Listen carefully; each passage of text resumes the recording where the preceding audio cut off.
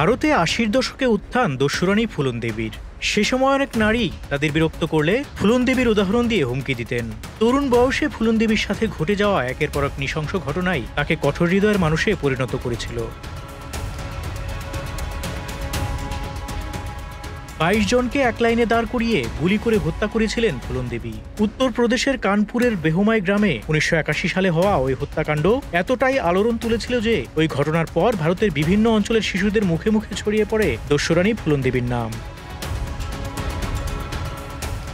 ফুলন দেবীর জীবনের ঘটনা নিয়ে একাধিক বই লেখা হয়েছে, সিনেমাও তৈরি হয়েছে বেশ কয়েকটি। তবে তার নাম ভারতের বাইরে ব্যাপক পরিচিতি পায় ১৯৯৪ সালে শেখর কাপুর পরিচালিত সিনেমা ব্যান্ডিট কুইন রিলিজ হওয়ার পর। সিনেমাটি মূলত মালা সেনের লেখা ফুলন দেবীর জীবনী India's bandit queen the true story of Phoolan Devi বইয়ের উপর ভিত্তি করে তৈরি করা হয়েছিল।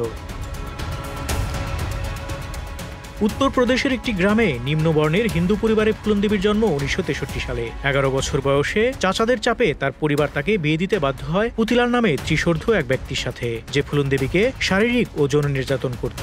অত্যাচারের মুখে শিশু ফুলন দেবী বেশ কয়েকবার স্বামীর বাড়ি থেকে নিজ বাড়িতে ফিরে আসলেও সামাজিক চাপের মুখে বারবার তাকে স্বামীর বাড়িতে ফেরত পাঠানো হয়।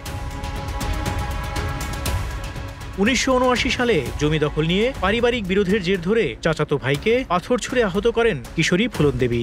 এই ঘটনার পর প্রায় ১ মাসের জন্য তাকে স্থানীয় থানা পুলিশ আটক করে রাখে। সেই প্রথম ফুলন দেবী আটক। সে সময় তাকে প্রচন্ড মারধর করা হয়েছিল। ওই বছরই ফুলন দেবীকে তার বাবার বাড়ি থেকে অপহরণ করে বাবু গুজ্জর নামের এক ডাকাতের দল। বাবু গুজ্জর তাকে টানা ৩ দিন ধর্ষণ করে, কিন্তু ওই দলের আরেক ডাকাত বিক্রম মাল্লার ভালো লেগে যায় ফুলন দেবীকে। ফুলন দেবীকে অপহরণের ৩ দিনের মধ্যেই বাবু গুজ্জরকে খুন করে দলের নেতা হয়ে যায় বিক্রম মাল্লা। ফুলন দেবীকে অস্ত্র চালানো শেখায় বিক্রম এবং ডাকাত দলের সদস্য করে নেয়। এরপরই এই ডাকাত দল উত্তরপ্রদেশের দেভারিয়া, কানপুর আর ওরাই অঞ্চলে ত্রাস সঞ্চার করে।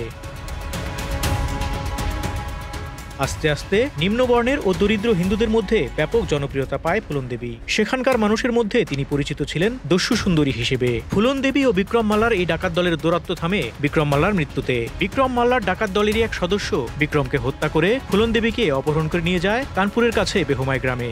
বেহমাই গ্রামে প্রায় ৩ সপ্তাহ ধরে ফুলন দেবীকে গণধর্ষণ করে শ্রীরাম সহ আরো অনেকে, যারা অপেক্ষাকৃত উচ্চ বর্ণের ঠাকুর গোত্রীয় ক্ষত্রিয় শ্রেণীর হিন্দু। বেহমাই গ্রামে গ্রামবাসীর সামনে দিয়ে নগ্ন অবস্থায় কুয়া থেকে পানি আনতেও পাঠানো হয়েছিল। বেহমাই থেকে পালিয়ে আরেক দস্যু মানসিংয়ের সাথে ডাকাত দল তৈরি করে ফুলন দেবী। এরপর ১৯৮১ সালের ১৪ ফেব্রুয়ারি দল নিয়ে বেহমাই গ্রামে ফিরে যায় ফুলন দেবী। সেখানে গিয়ে তারা গ্রামবাসীকে বলেছিলেন শ্রীরামকে তার হাতে তুলে দিতে, কিন্তু পুরো গ্রামে শ্রীরামকে খুঁজে না পেয়ে ক্ষুব্ধ হয়ে ২২ জন ঠাকুর সম্প্রদায়ের পুরুষকে এক লাইনে দাঁড় করিয়ে গুলি করে হত্যা করে ফুলন দেবীর দলের সদস্যরা। পরে ফুলন দেবী যখন আত্মসমর্পণ করে তখন সে দাবি করে ওই হত্যাকাণ্ডের সময় সে ঘটনাস্থলে ছিলই না। বেহমাই হত্যাকাণ্ডের পর ফুলন দেবীকে ধরার জন্য চাপ পড়ে আইন শৃঙ্খলা রক্ষাকারী বাহিনীর উপর। প্রায় ১ বছর চেষ্টা করে ফুলন দেবীকে গ্রেপ্তার করতে না পেরে তাকে আত্মসমর্পণ করার জন্য বিভিন্নভাবে সমঝোতার চেষ্টা চালায় আইন শৃঙ্খলা বাহিনী। ১৯৮৩ সালের ফেব্রুয়ারি মাসে ফুলন দেবী ও তার দল আত্মসমর্পণ করে। ১৯৮৩ থেকে ১৯৯৪ সাল পর্যন্ত ফুলন দেবী জেলে ছিল। ১৯৯৪ সালে তার বিরুদ্ধে থাকা সব মামলা তুলে নেওয়া হয় এবং সে কারাগার থেকে মুক্তি পায়। ১৯৯৬ সালে তাকে সমাজবাদী পার্টি লোকসভা নির্বাচনের টিকিট দিলে তিনি মধ্যপ্রদেশ থেকে সংসদ সদস্য নির্বাচিত হন। এরপর ১৯৯৬ সালে তিনি দ্বিতীয় দফায় লোকসভা নির্বাচনে জেতেন।